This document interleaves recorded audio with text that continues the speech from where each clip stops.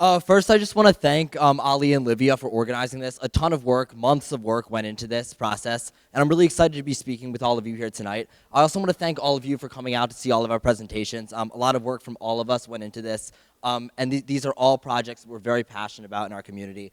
So much thanks for that. And without further ado, I'm going to get into talking a little bit about analytical approaches to teaching mathematics. Sort of to preface this presentation, I've engaged in a capstone project about this topic where I've written a book related to this topic, but I'm also currently in the process of designing a curriculum for a minor course. It's going to be taking place in the spring. So if there's any students in the audience that want to come up after, ask anything about details about that, if you're interested in analytical approaches to math even after this presentation, I would encourage you to come up and talk to me about that. Without further ado, get right into this. So, a little bit of my background with this topic. So when I was younger, I fell in love with math. And if you're not going to take my words for it, you can take the image on the screen as evidence for that as well.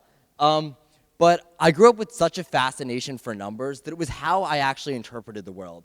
I understood the world around me quantitatively. And you can ask my mom, she's in the audience too. I was also a massive backseat driver when I was younger, so I always needed to know the why behind things, right? Why things worked the way that they did, where things came from, where we were going, what I was eating for dinner that night, so on and so forth. But as I began to explore numbers more, and I began to relate myself quantitatively to the world, I began to also, as I got older, develop a symbolic understanding for how to represent this quantitativeness. So I remember when I was relatively young, I asked my parents, I was driving in the car, and I asked them, does A plus B equal C? Which to all of you right now, that might sound ridiculous, right? Does A plus B equal C? Maybe, right, we can make an argument that A represents 1, B represents 2, C represents 3. But that symbolic level understanding, however sort of innate, however sort of ridiculous seeming, elementary seeming that sounds right now, was the fundamental starting point to where I discovered my love for algebra and where I discovered my love for further math and being able to pursue that. And as I grew older in elementary school and middle school, I began to really fall in love with math as a subject through which to express myself. So for a long time after school, I would pore over math books. One of my favorite books that I got Barnes & Noble with a $25 gift card I got for my birthday was Algebra 1 for Dummies. It was one of my favorite gifts I ever bought for myself. And it's actually in the background of that picture if you look past the pie tattoo. But I really enjoyed teaching myself directly from books, poring over the contents of the books, being able to understand which formulas were applicable here, applicable there. But one thing that I noticed in elementary and middle school, as I began to pore over the books, were the books would rarely explain where the things actually came from. They would state, this is the quadratic formula here, apply this in this circumstance. These are Vietta's formulas. It can be applied to a series of polynomials. But where did these formulas that I was just taking for truth, and I saw so many of my classmates and even teachers just take for truth, why could we not explain where they were actually coming from? And that's what I like to call that, being able to explain where these formulas were really coming from, where these formulas were being derived from. That's conceptual understanding of math. Conceptual understanding versus procedural understanding. And I think what's really unfortunate, one of the reasons why I'm giving this presentation tonight is, I think that rote memorization and procedural understanding really plagues our classrooms, and especially at schools that have less resources than maybe here at Moorestown Friends and in some other more affluent districts. And students are just sort of fed information and expected to memorize rather than really conceptually understanding something. So while this presentation focuses on math, I encourage you all to take sort of the general message here about the importance of understanding where something is coming from and being able to apply that to the subjects that you all love as well. So the importance of understanding the why behind math, and this sort of talks directly about math sort of in general, but I sort of touched on it a minute ago. But the importance of formulas, theories, concepts, where do these things actually come from? And I think ideally in math courses, they don't start just by writing something on the board, telling students to memorize this, telling students to go about this in a particular way. Rather, they start with some sort of more intrinsic motivation or some sort of proof about where these things actually come from in the first place. I had the opportunity, after receiving a scholarship last summer, to attend a summer program where I was able to take a relativity course.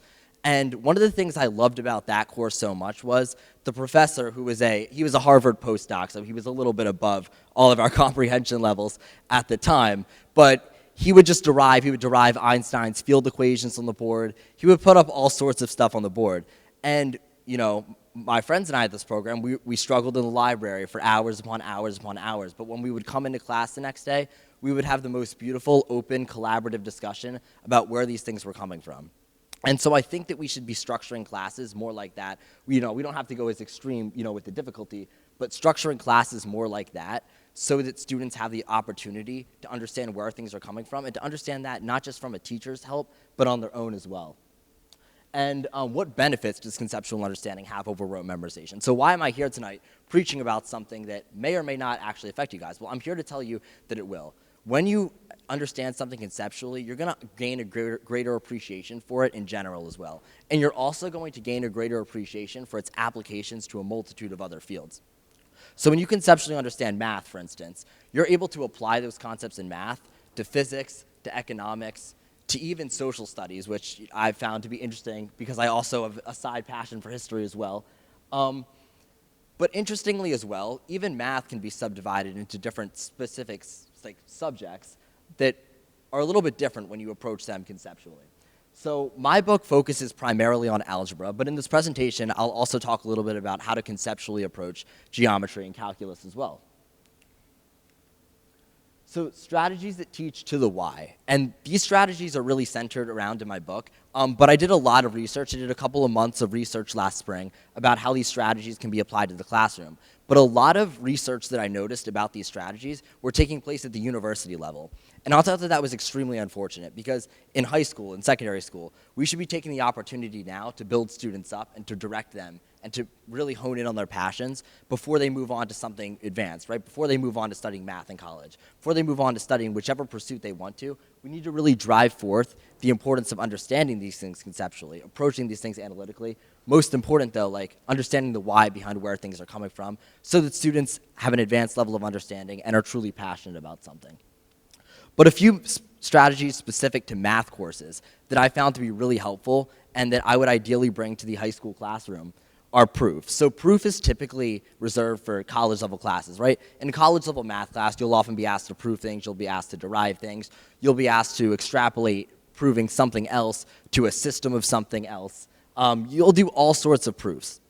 And I think there's a really unfortunate misconception in the world of math as well, that you need some sort of higher level analytical basis or prerequisite to being able to conduct proofs. A lot of formal proofs that you'll see in higher level math textbooks are written by mathematicians that have an understanding of real analysis, complex analysis, and some of those other more theoretical fields. But you can also apply those same principles of proof, right? The principle of proof is to understand step by step how something is being derived. You can do those same simple steps of proof using algebra, using geometry, using those same principles. And I think, unfortunately, that's just not seen in the high school classroom. Teachers are quick to put a formula up on the board. They're quick to put a formula up on the board, though, because they themselves are instructed to do that, and because it's efficient. And I think we sort of need to break with that notion. If teachers even put derivations up so that students can follow along and understand where stuff is coming from, proof-wise, they can literally see step-by-step how something is being achieved, which I think is really important because, at least in my own experience, when I was able to start looking at proof, which I really wish that I had done earlier, but I didn't really discover fully in the full magic of that until high school, I was able to see step-by-step where things were coming from, and then I noticed patterns. So I was able to generalize something here. I was also able to return to generalizing it later in this other circumstance. And I think that I developed a web of abstraction then for math. I could categorize things. When I looked at a problem, I could see where it was going to go right away, just by having that background and really conceptually understanding each individual step. Visualization. I think visualization is a great thing because sort of the other topics on here are mainly reserved for college level courses at the time. I think visualization is something that's unfortunately dropped even after elementary school. If you all remember those very introductory math classes you had in 3rd, 4th, 5th grade, there were a lot of pictures, right? A lot of diagrams, a lot of things that you would look at and be able to understand where things were coming from there. And so I think it's really unfortunate that when we get older and we get into high school, it's just purely letters and numbers sometimes.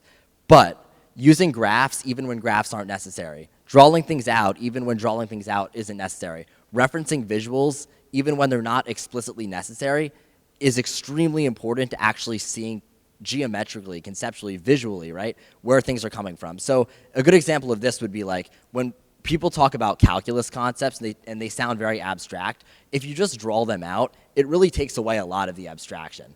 I know, like, just this year, like a lot of people, right? The concept of integration has been going around my class a lot, and whether it's in calculus, whether it's in physics, and there's this sort of conception like, what actually really is integration, right? Well, it's accumulation, and if you draw out the graph of that, you can sort of see where that's specifically coming from.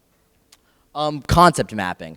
Concept mapping was something Mr. O'Mealian and I discovered during my research, and he brought it up to me that it was something that he looked at too, like years ago as well, but it wasn't necessarily something that students were super interested in. And I'll admit, concept mapping as like a thing they would include in a class curriculum is a little bit more boring than the other things I have up here, but it's important because it shows the interconnectedness of math.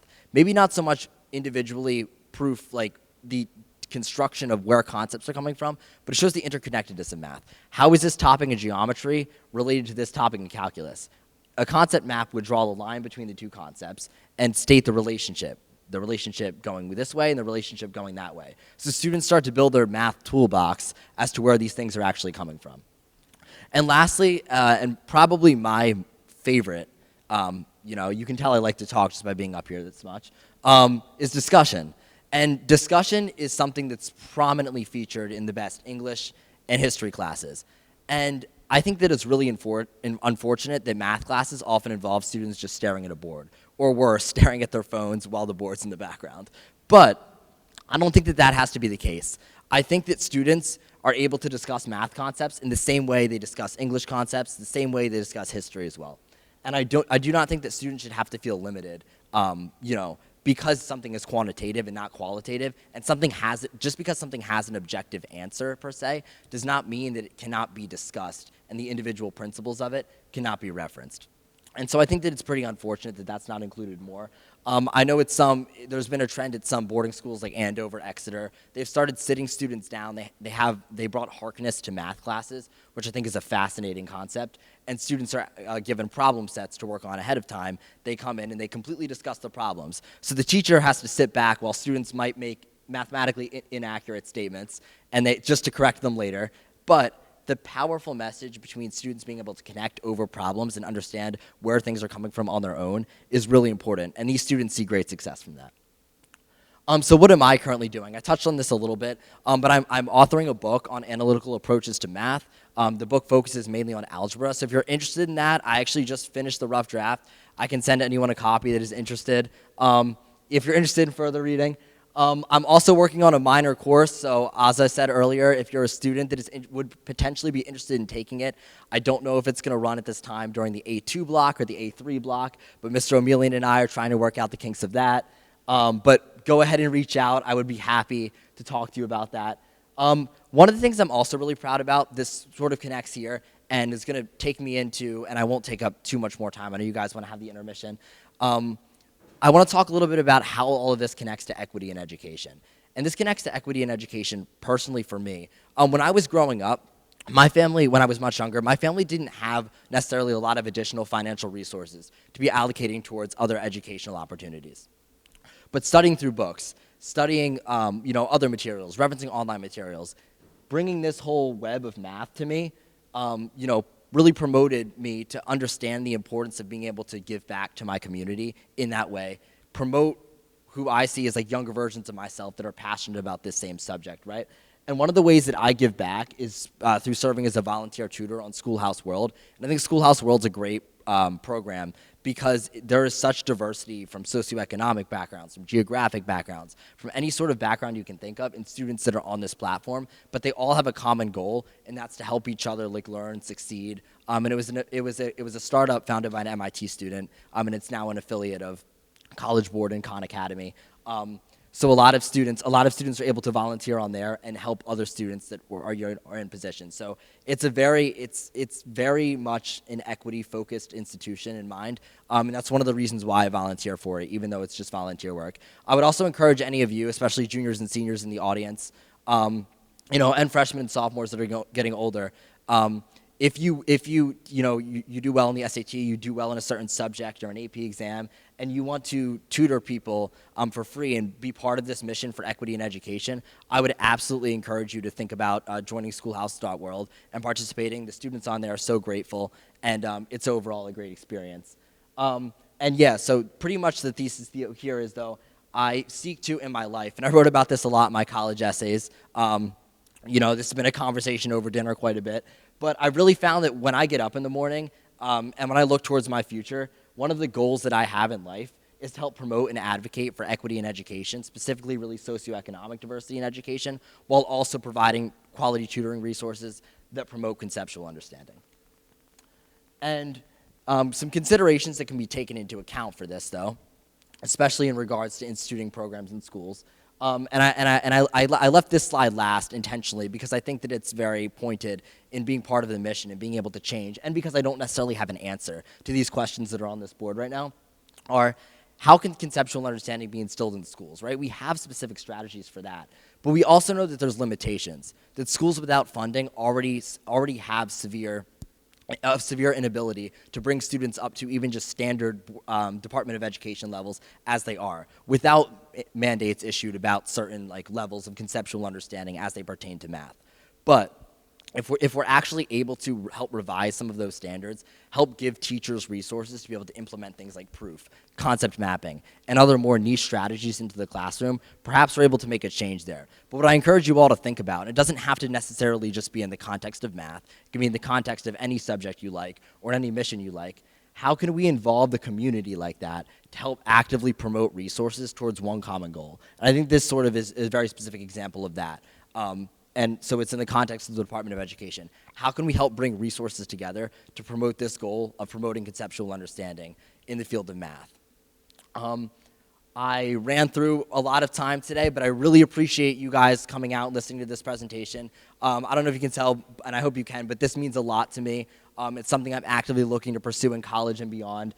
So coming out and getting my start here has been really great. I want to thank Ali and Livia one more time. But if you want to reach out to me, you can reach out to me at levensm@mfriends.org or my other email address. You can also reach out to me at mathwiz567@gmail.com, which I forgot to list on the board. But I'll leave us with one small quote here it starts off my book. When learning mathematics, and more than just math, asking yourself why is probably the best thing that you can do. Thank you.